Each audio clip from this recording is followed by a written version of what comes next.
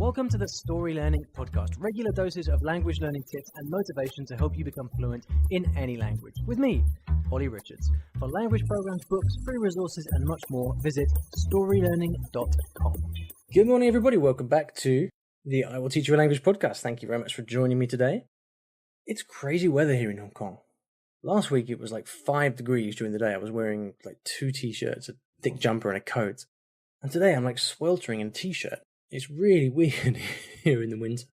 It also means I'm recording with because it's so hot, I'm recording with the windows open. And there's a dog next door that doesn't stop barking. So you may have a bit of company here in today's episode. All right then. Now I'm going to answer a question now, which I said I was not going to answer anymore because it's come up tons and tons of times on the podcast before, and long-term listeners may already know what that is. So what I'm going to do now, I'm going to answer it, but I'm going to keep it short and to the point in order to try and make my point. Because I think what I've realized is that because what happens over time is we get a lot of new listeners to the podcast who maybe haven't gone back and listened to the previous 245 episodes. And I can't exactly blame them for not doing that. So I guess it's something that we have to revisit from time to time. So what I'll do is I'll point you back to some of the more relevant episodes on this topic, whilst also addressing the more specific question and what I can kind of see lying behind it. So anyway, this question comes from Paul, and Paul says, "G'day, Ollie. My name is Paul from Australia, and I'm learning multiple languages at the same time. This is okay for me, as I'm retired and have lots of time to pursue language learning. My question is why some language gurus, who will remain unnamed, advise not learning multiple languages at the same time. I find that one language complements and helps learning the other. I've ranked the time I spend on each language. Language number 1, 70%. Language number 2, 20%. Language number 3, 10%. I know that if you spend less time with some languages, it will take you longer to learn them. But that's okay, and this works for me. Any comments or insights into learning multiple languages?" Okay, Paul, thank you very much for your question. And it's a good one, of course, because it's something that it's the most popular question on the podcast. So, let me give you my kind of Cliff Notes response to this. So I am one of those people that advises against learning multiple languages. A sort of a quick roll call of other gurus, as you say. I don't know how to pronounce it. Gurus. I hate saying that word because I don't know how to pronounce it. But anyway, a quick head count of people I know who talk about languages online. Would also say, as far as I'm aware, that it's best not to learn multiple languages at the same time. But here's the really crucial point. It all depends on why you're asking the question and what question precisely you're asking. So the question by itself of is it right to learn more than one language at the same time has to be, the answer has to be, can only be, well, it's whatever's right for you. It depends on what you want to do. Now, if I was in your situation, Paul, as you've described it, so retired with lots of time to pursue language learning and a general interest in learning languages, and finding that it works for you and that the languages complement each other, then that is absolutely fantastic, and I support you 110%. Now, having said that, often the question is different. The question for many people would be, look, I am a kind of busy working adult with a family, at least one job, a bunch of obligations, and no time as it is.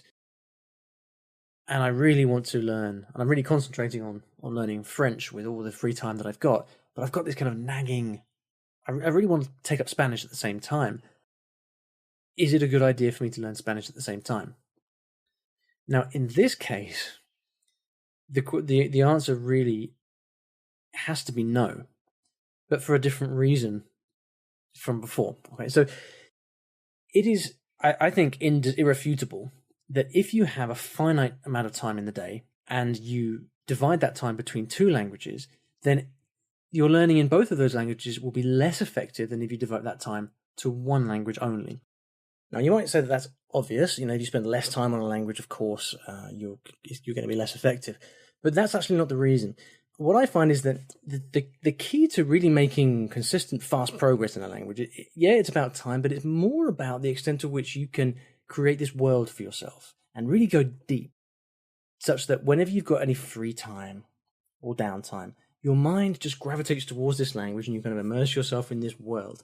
And it's that sustained focus on the language that brings you the results. And then what happens when you add a second foreign language into the mix is that you're removing your potential for focus on that language, and something happens where you just don't make progress that's as quick.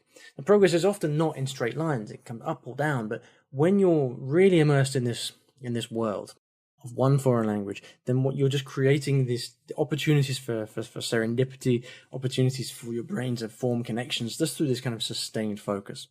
All right, so that's always been my experience, and the primary reason that as a general rule, I don't recommend learning two languages at the same time. But again, it's vital to emphasize that this is only if the person who's asking the question has got limited amounts of time and their priority is to get results in one language.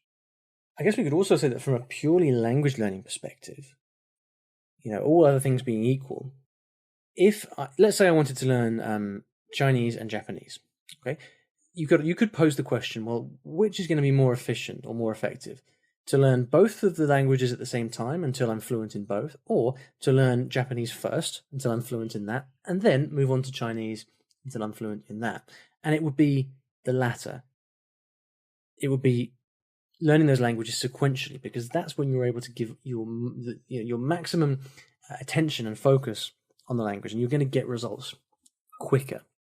But even that is based on the idea that my aim is to learn languages to fluency, and then that's I want to kind of go on to learn other languages after that. And so really, in many cases, it does come down to a question of efficiency.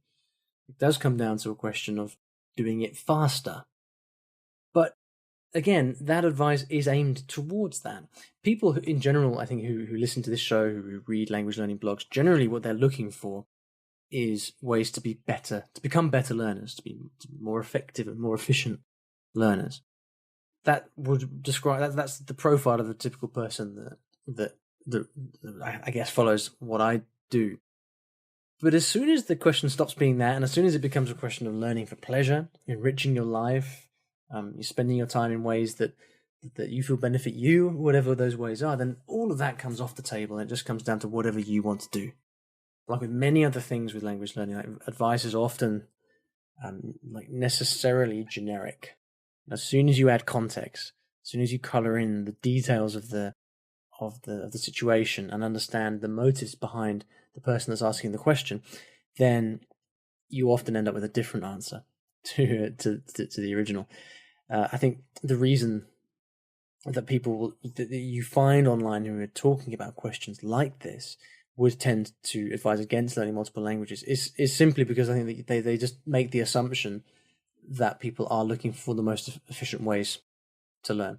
Now, one quick comment I'd make, Paul, is that you mentioned the time that you spend learning your other languages, and it was 70% on one, 20% on the other, and 10% on the one after that.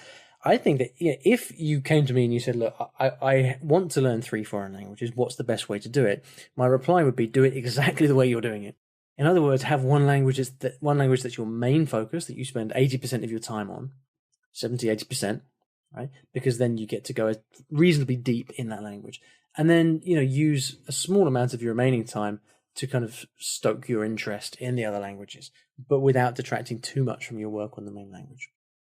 So, that's my reply. At the end of this episode, I'm going to give you some links back to previous episodes where I go into more depth. Mind you, a lot of these episodes I recorded some time ago, and I often, as I said recently, my thoughts and opinions on this stuff do change and evolve over time. So I'm not even sure what I said 200 episodes ago, or more. So who knows how much contradictory advice you're going to find from myself. Anyway, thanks for the email, Paul. I appreciate it. I hope that was helpful. If you'd like to ask me a question, then you can go to iwillteachyoualanguage.com/ask to do that. And Paul did say that he tried doing that with a Firefox browser and it didn't work. So if it doesn't work for you, maybe try a different browser and then you might have a bit better luck. All right, then. Now, at the end of every episode, I like to leave you with some resources. So I'm going to point now to previous episodes where I've covered this topic, and I'll tell you a little bit about the specific question in each case. so that you can go back and listen to the one that seems to make most sense or be most relevant for you. These are in sequential order. Episode 4, right back at the beginning when Terry asked, "Can I learn French, Mandarin, and Thai effectively all at the same time?" Then we have episode 61, where Agnes asked, "Should you really not learn 2 languages? It's such a bad idea." Similar to what Paul's asking. There's a related episode 85, when Freddie asked how he should allocate time between his languages. And we get to a similar conclusion to what you mentioned, Paul. In episode 176, Denise asked, "Is now a good time to learn another language?" And then, well, I guess then we've got today.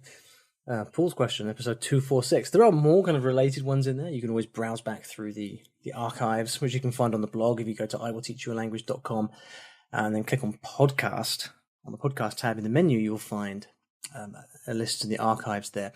So if you would like to go back and check out any of those episodes I've just mentioned, then simply all you do is you type in iwillteachyoualanguage.com/episode and then the episode number. So for example, /episode 4 will take you directly to that episode. All right then, thank you for listening. See you next time. Thanks for listening to today's episode. And here at Story Learning, everything that I do is powered by stories, whether that's writing books, teaching lessons, crafting courses. My mission is to help everyone succeed at learning a new language through the power of story. And we now have comprehensive language courses in over 15 languages, from Spanish to French, Korean to Japanese, and across all levels from beginner to mastery. And you can take a 7-day free trial of any of these programs by visiting storylearning.com/courses.